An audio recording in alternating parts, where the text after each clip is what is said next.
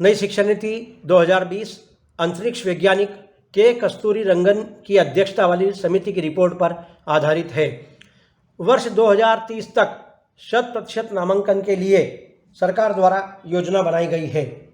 इस शिक्षा नीति में स्कूल शिक्षा में सकल नामांकन अनुपात 2030 तक 100% एवं उच्च शिक्षा में 2035 तक 50% करने का लक्ष्य रखा गया है।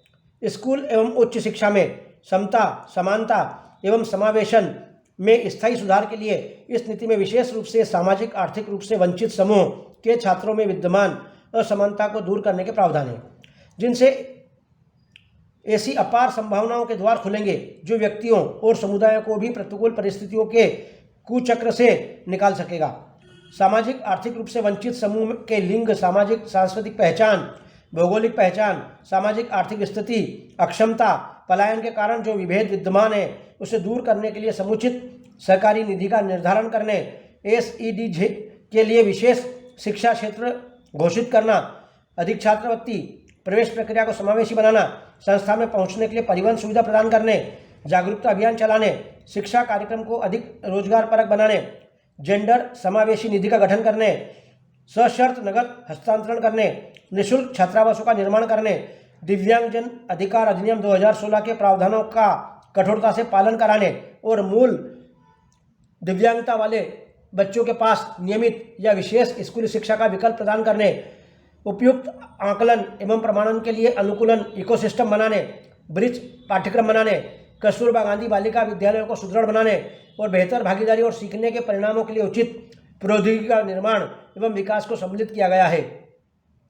उपर्युक्त के साथ पढ़ाने के माध्यम को मातृभाषा अर्थात घर की भाषा अर्थात स्थानीय भाषा बनाने तथा छठी कक्षा से ही कौशल सिखाने की व्यवस्था करने, बाल भवनों का निर्माण करने तथा सुबह के नाश्ते और दोपहर के भोजन की योजना को अधिक सुदृढ़ बनाने से विद्यार्थियों की ड्रॉप आउट दर पर अंकुश लगेगा और सबको शिक्षा के समान अवसर उपलब्ध होंगे। इसलिए मानव संसाधन प्रबंध मंत्रालय का नाम अब शिक्षा मंत्रालय कर दिया गया है। इस नई शिक्षा पद्धति में 10+2 पद्धति की जगह 5-3-3-4 पद्धति अपनाई गई है। इसके तहत पहले 5 साल में प्री प्राइमरी के 3 साल और कक्षा 1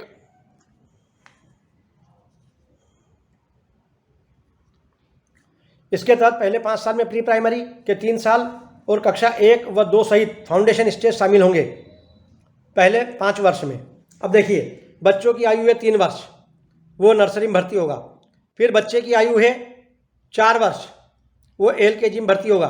फिर 5वीं में UKG। इस तरह ये आपका 3 वर्ष से 5 वर्ष तक का प्री प्राइमरी समूह हो गया इसमें। फिर आपकी 6 वर्ष और 7 वर्ष, 6 वर्ष में बच्चा पहली में आएगा, 7 वर्ष में दूसरी में जाएगा, अर्थात ये फाउंडेशन स्टेज हो जाएगी उसकी।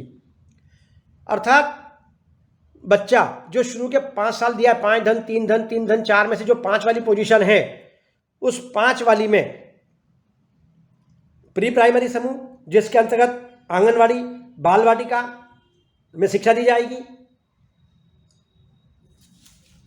अब आप पूरी तरह 5-3-4 पद्धति को एक साथ समझिए।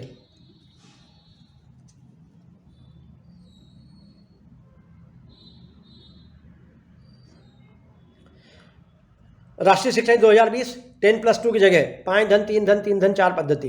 अब देखिए, जो 5 साल दिए हुए हैं उसमें 3 से 8 वर्ष तक की आयु है, जिसके अंतर्गत नर्सरी, LKG, UKG पहली व दूसरी होगी।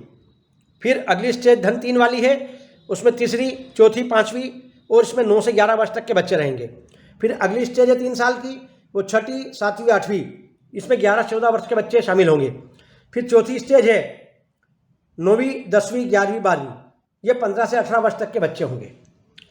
इसमें सबसे बड़ी बात यह है कि पहली से 5वीं तक मातृभाषा में शिक्षा दी जाएगी। रट्टा विद्या को समाप्त करने का प्रयास किया गया है।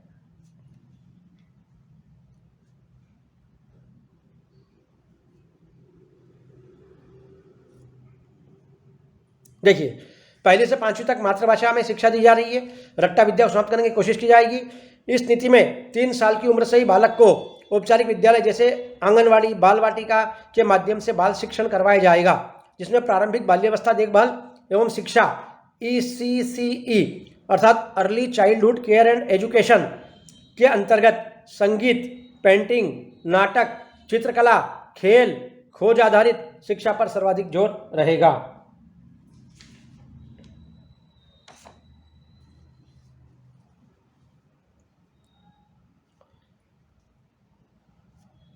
इस नीति में बच्चों के पोषण पर विशेष ध्यान दिया जाएगा। उन्हें सुबह पौष्टिक नाश्ता व दोपहर में पौष्टिक भोजन दिया जाएगा। जहां पका हुआ भोजन देने में कठिनाई महसूस हो वहां विकल्प के रूप में गुड़ के साथ मूंगफली, गुड़ मिश्रित चना या स्थानीय स्तर पर फल उपलब्ध कराया जाएगा, जिस कारण शाला में नामांकन की स्थिति बढ़ेगी। और ECC के लिए शिक्षकों को विशेष प्रशिक्षण दिया जाएगा।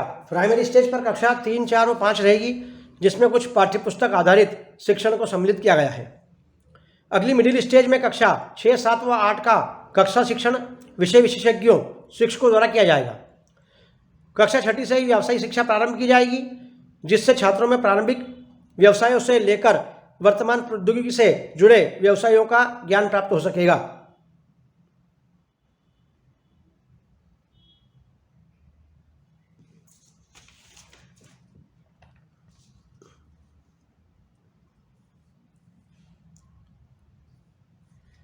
सेकेंडरी स्टेज 4 साल की होगी। कक्षा 9वीं से ही विषय चुनने की स्वतंत्रता रहेगी। 10वीं और 12वीं बोर्ड परीक्षा होगी। छात्रों को किसी भी स्कूल वर्ष के दौरान 2 बार बोर्ड परीक्षा देने की अनुमति होगी। उनमें से श्रेष्ठ का चुनाव विद्यार्थी कर सकेगा।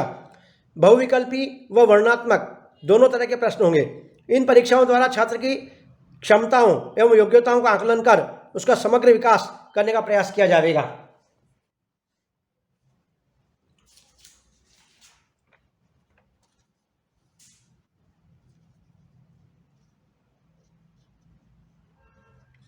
प्रगति पत्रक। अब प्रगति कार्ड में स्व मूल्यांकन, सहपाठी मूल्यांकन व शिक्षक मूल्यांकन शामिल होगा।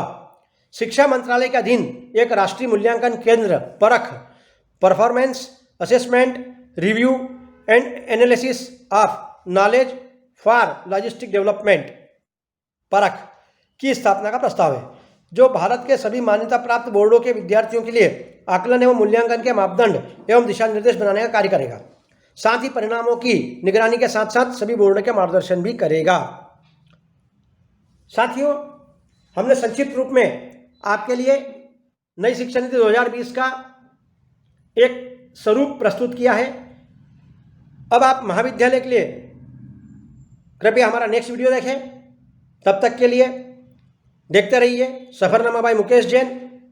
सब्सक्राइब कीजिए और अपने दोस्तों को शेयर कीजिए ताकि अधिक से अधिक लोगों तक नई शिक्षा नीति 2020 पहुंच सके। धन्यवाद। जय हिंद, जय भारत।